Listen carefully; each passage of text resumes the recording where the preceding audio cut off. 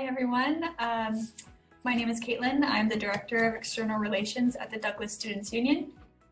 And I'm Matthew Somerville, your accessibility representative at the Douglas Students Union. And welcome to our provincial election Q&A leading up to the October 24th election day. We are meeting candidates from the different parties in the new Westminster and Coquitlam-Burke Mountain electoral districts, asking them questions to know them better, where they stand on issues that are most important to Douglas students, all to help inform your vote. Today, we are with Finn Donnelly from the BC NDP party, running in the electoral district of Burke Mountain Coquitlam riding. Thank you very much for joining us today, Finn Donnelly. Thanks for having me, Matt and Caitlin. It's great to be talking to Douglas College. Thank you for your time. So for the first question we have, something on all students' minds is school and how they are going to pay for it as post-secondary education is becoming more and more expensive. How will you and your party make post-secondary education more affordable and more accessible for all students?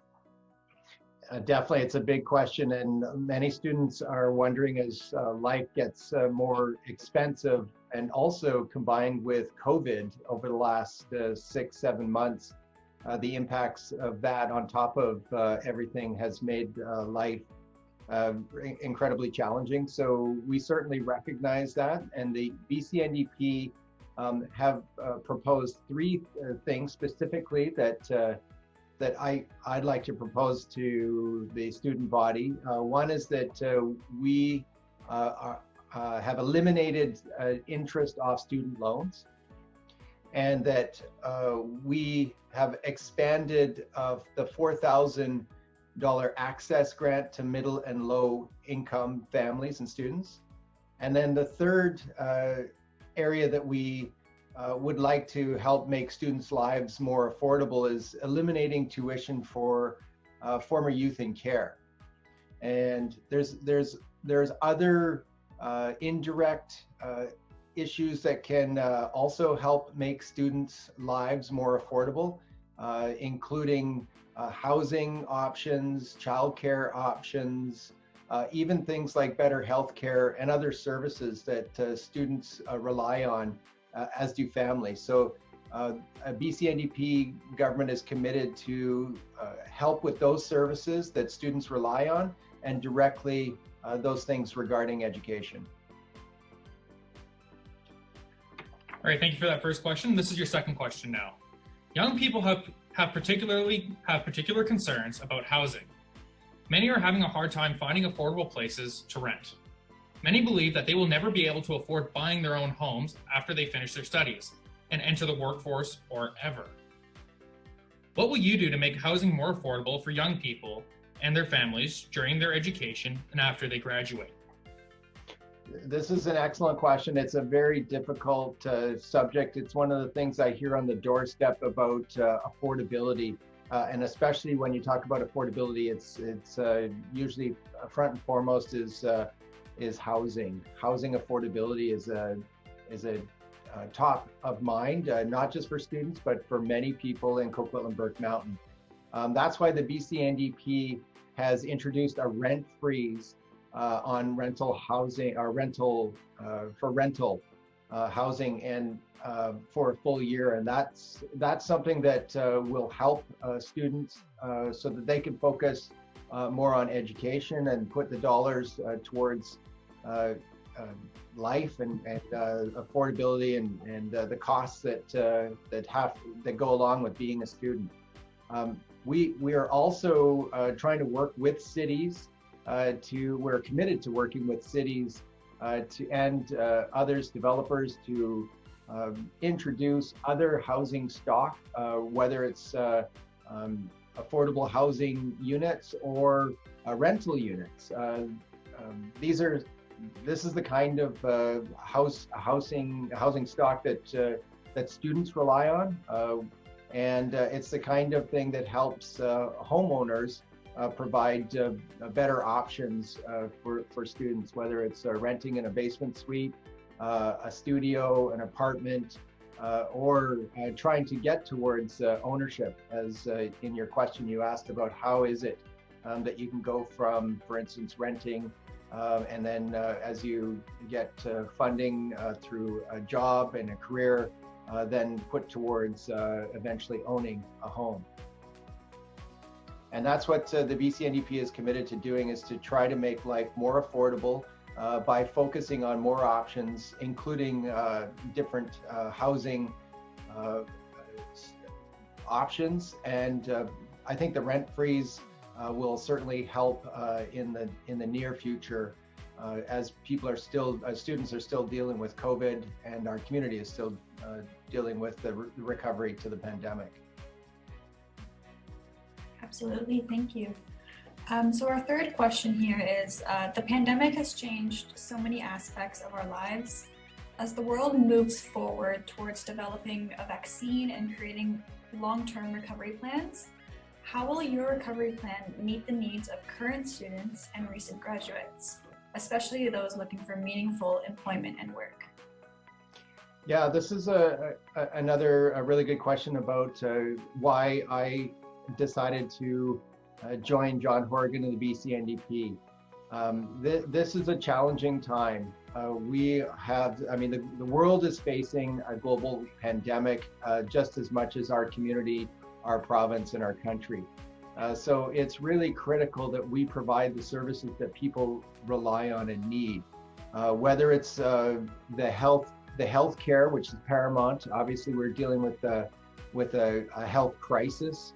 So we need strong, stable health care, first of all, which is whether it's testing or, as you mentioned, when the world eventually gets a vaccine, as providing a vaccine. We're committed to providing a vaccine for free for every person that needs it in British Columbia. Secondly, there needs to be a focus on recovery beyond the health crisis that we face, and that's looking at the services that government provides. So again, it's healthcare is a big, the BC government is a big provider of healthcare, but it's also education is critical.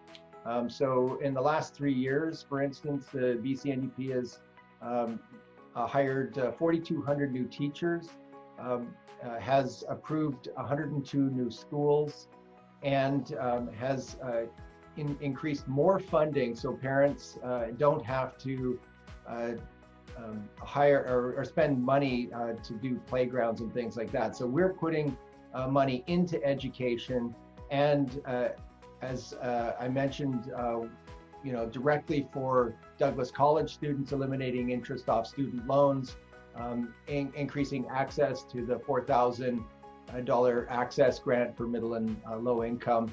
Those will also help students in Douglas and in education across the province. We've also invested in trades training, and we also are looking at childcare, improving affordable childcare spaces. So there has been, in the last 3 years, a significant focus. We've brought in $26 million for childcare. We have hundreds of new spaces in the Tri-Cities, only in the last 3 years. However, there needs to be more work done. We recognize that. That's why we've committed $2 billion towards childcare going forward. And also there needs to be a focus on the kinds of jobs, and that's why we're providing funds for small and mid-sized businesses to deal with the recovery from the pandemic, to keep those businesses going, and because many have been affected, and that's the engine of British Columbia that will be hiring students, and we need to keep those small businesses in a position where they can hire. So obviously we need to provide the funding to keep those businesses stable and in a position to hire more students when they graduate. So that's the kind of a recovery that you'll see from a BC NDP, where we're investing in students, we're investing in education, we're investing in healthcare, housing, and childcare.